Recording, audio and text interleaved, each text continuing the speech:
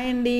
ఈరోజు ఇంట్లోనే ధూప్ స్టిక్స్ చేశానండి. మనం పూజ చేసుకున్న పువ్వులు, గులాబీ పువ్వులు, చామంతి పూలతో పూజ చేస్తాం కదా, వాటంతా అలా స్టాక్ లాగా ఉంచేసి వాటిని ఇలా కాడలన్నీ తుంచేసుకొని ఒక 1 డే 2 డేస్ ఎండబెట్టుకోవాలండి. తర్వాత ఇలా మెత్తగా పొడి చేసుకోవాలి.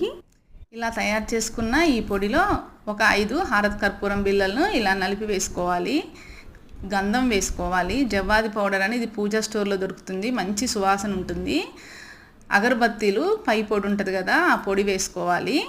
ఇది శాండిల్ అని సెంటు వేసుకుంటే మంచి వాసన ఉంటుంది. ఆవు నెయ్యి వేసుకొని మొత్తం కలిసేలా కలుపుకోవాలి.